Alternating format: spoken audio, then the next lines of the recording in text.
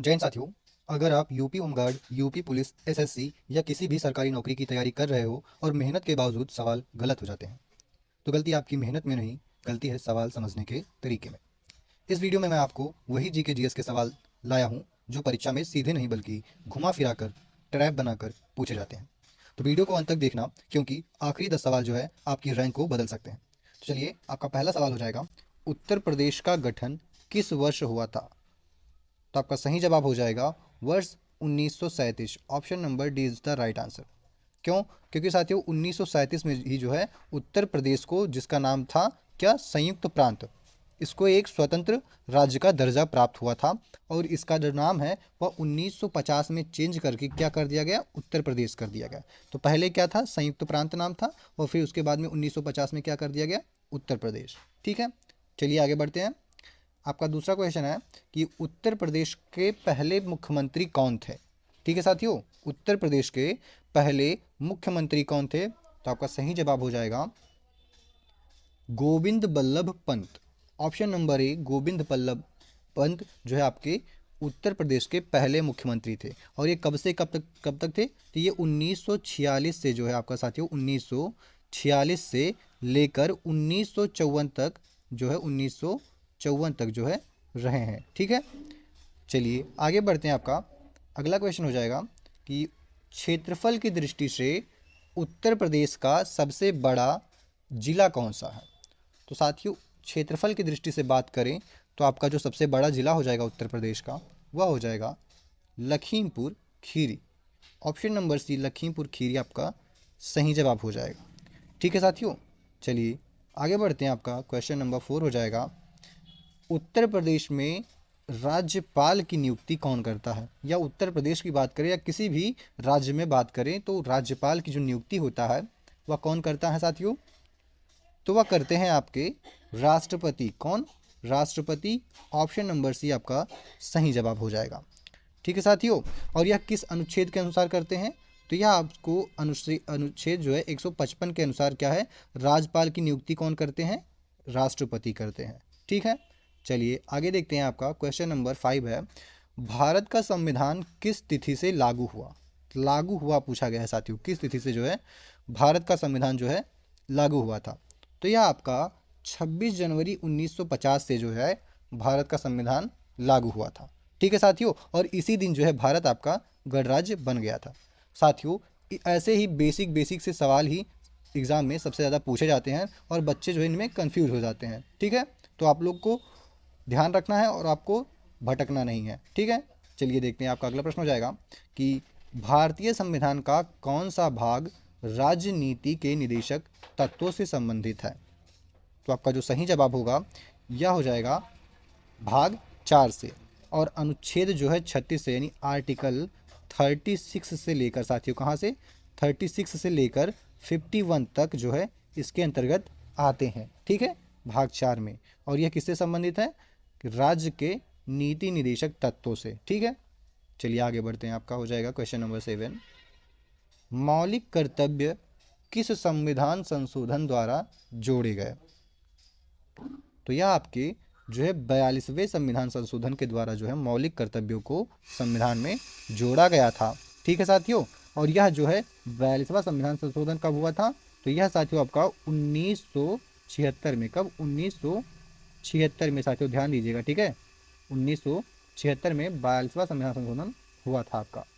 चलिए अगला है आपका, भगवान बुद्ध ने अपना पहला उपदेश कहाँ दिया था? ठीक है साथियों, भगवान बुद्ध ने अपना पहला उपदेश कहाँ दिया था?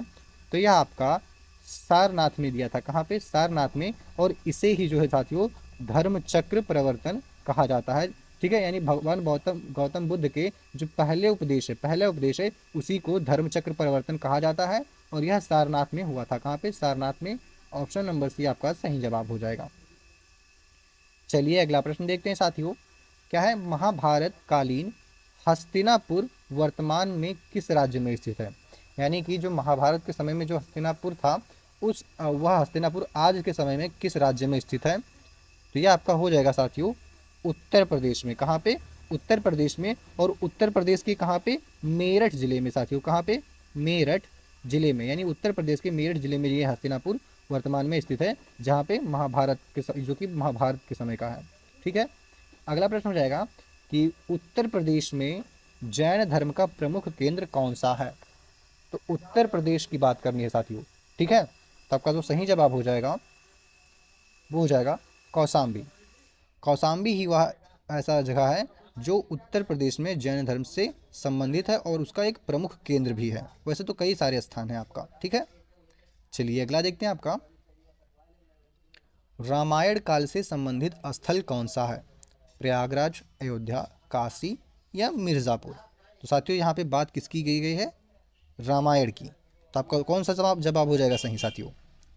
तो ये आपका हो जाएगा अयोध्या। ठीक है साथियों, रामायण जो हुआ था वह किसके भी का किस मतलब रामायण के जो मुख्य पात्र थे वो भगवान राम ही तो थे। ठीक है, तो भगवान राम कहाँ से बिलोंग करते हैं, अयोध्या से करते हैं। तो आपका जो सही जवाब हो जाएगा ऑप्शन नंबर बी, अयोध्या। अगला प्रश्न है साथियों, गंगा नदी का उद्गम स्थल क्या है।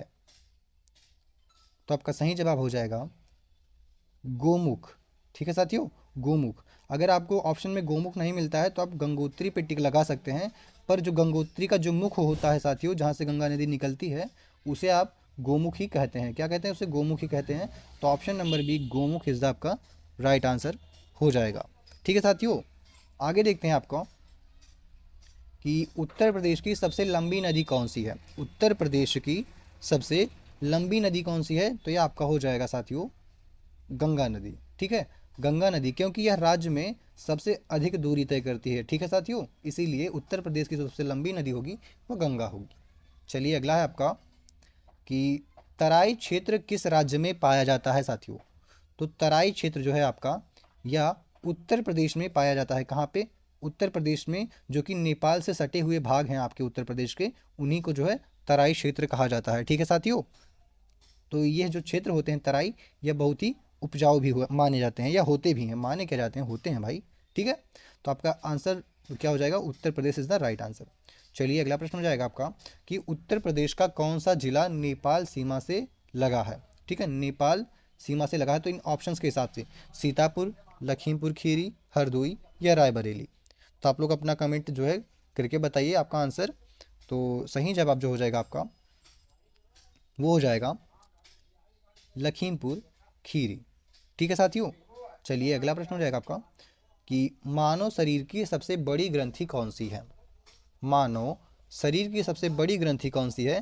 तो यह आपका हो जाएगा यकृत, जिसे हम लीवर भी बोलते हैं इंग्लिश में। यह मानव शरीर की सबसे बड़ी ग्रंथि हो जाएगी। Option number C is the right answer.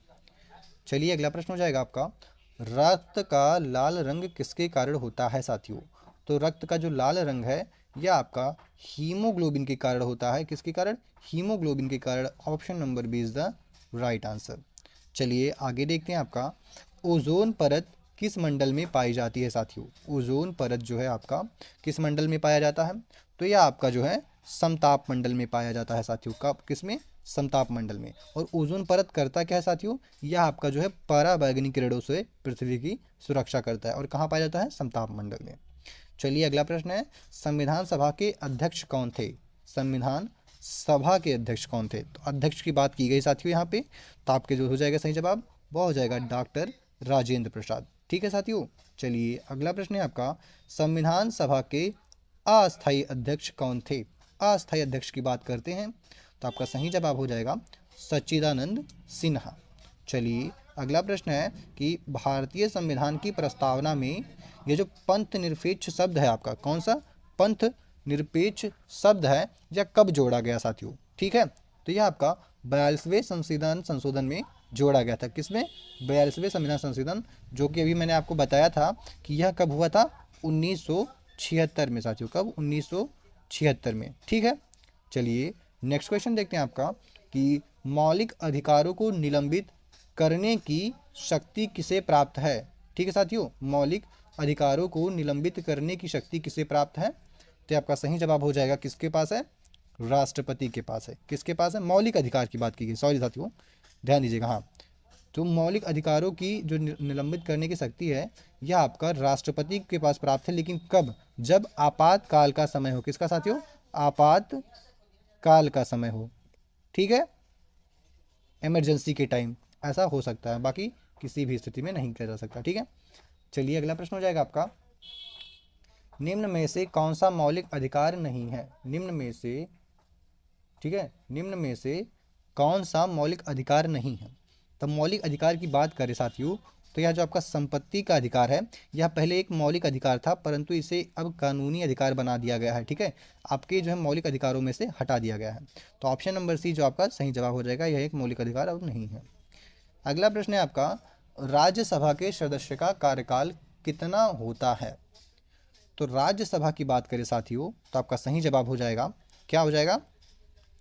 6 वर्ष। और राज्यसभा ही वह ऐसा सभा है जो कभी भंग नहीं होता, और इसके जो है प्रत्येक 2 वर्ष में, क्या प्रत्येक 2 वर्षों में 1/3 सदस्य जो होते हैं वह रिटायर हो जाते हैं या सेवानिवृत्त हो जाते हैं। ठीक है, चलिए अगला देखते हैं आपका, कि लोकसभा का अधिकतम कार्यकाल कितना होता है? लोकसभा का अधिकतम कार्यकाल कितना होता है?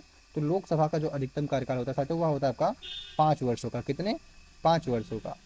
चलिए अगला प्रश्न है आपका, भारत में नियंत्रक एवं महालेखा परीक्षक की नियुक्ति कौन करता है? तो जो कैग होता है साथियों, कैग, इसकी जो नियुक्ति है आपके राष्ट्रपति के द्वारा की जाती है। किसके द्वारा? राष्ट्रपति के द्वारा। और यह किस अनुच्छेद में बताया गया है? तो यह अनुच्छेद 148 के अंतर्गत बताया गया है। ठीक है साथियों, अनुच्छेद 148 में। ठीक है, राष्ट्रपति कैग की नियुक्ति आर्टिकल 148। अगला प्रश्न हो जाएगा, भारतीय संविधान वर्तमान में कितनी अनुसूचियां हैं? तो भारतीय संविधान में वर्तमान में कितनी अनुसूचियां हैं? तो आपका क्या जवाब हो जाएगा?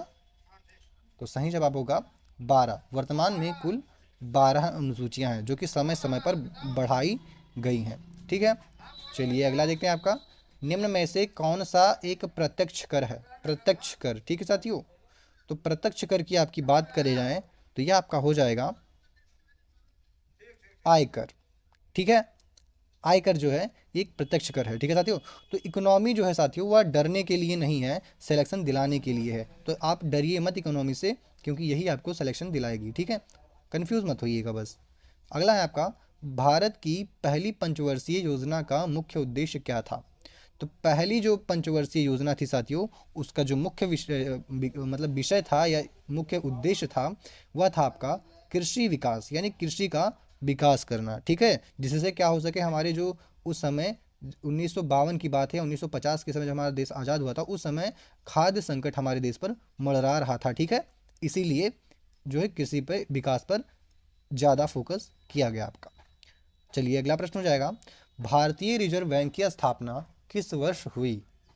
तो आपका सही जवाब हो जाएगा वर्ष 1935 में हुई थी। और किसने की थी या किसकी सिफारिश पर हुई थी? तो यह हिल्टन यंग आयोग की सिफारिश पर, किसकी? हिल्टन यंग आयोग की सिफारिश पर जो है हुई थी। चलिए अगला हो जाएगा आपका, हरित क्रांति का संबंध किससे है? हरित क्रांति का संबंध, तो साथियों यह आपका हो जाएगा कृषि से। ठीक है, किससे? हरित क्रांति का संबंध जो है कृषि से। चलिए अगला प्रश्न है, भारत का सबसे बड़ा सार्वजनिक क्षेत्र का बैंक कौन सा है? तो सार्वजनिक क्षेत्र का सबसे बड़ा बैंक साथियों है आपका, वह हो जाएगा SBI। कौन सा? SBI। ठीक है, चलिए नेक्स्ट क्वेश्चन देखते हैं आपका, कि भारत में राष्ट्रीय आय का आकलन कौन करता है? भारत की बात की गई है, तो भारत में यह जो है आपके किसके द्वारा किया जाता है साथियों? किसके द्वारा? तो सही जवाब हो जाएगा NSO के द्वारा। ठीक है, NSO के द्वारा जो है राष्ट्रीय आय की आकलन किया जाता है। चलिए अगला है, योजना आयोग के स्थान पर किस संस्था की स्थापना हुई? ठीक है साथियों, तो योजना आयोग के स्थान पर जो है आपका नीति आयोग जो है इसकी स्थापना की गई थी। और कब हुई थी? यह वर्ष 2015 में गठित हुई थी। कब साथियों? वर्ष 2015 में गठित हुई थी। ठीक है, चलिए अगला प्रश्न हो जाएगा आपका, कि भारत में केंद्रीय बजट कौन प्रस्तुत करता है साथियों? भारत में केंद्रीय बजट कौन प्रस्तुत करता है? तो आपका सही जवाब हो जाएगा या वित्त मंत्री करते हैं। कौन? वित्त मंत्री। ऑप्शन नंबर सी आपका सही जवाब हो जाएगा। तो साथियों इसी के साथ में हमारा यह वीडियो यहीं पे समाप्त होता है। अगर यहाँ तक वीडियो को देखा है आपने दोस्त, तो सिलेक्शन भी दूर नहीं है। बस रोज़ जुड़े रहो और कंसिस्टेंसी मत तोड़ना। तो मिलते हैं नेक्स्ट वीडियो में।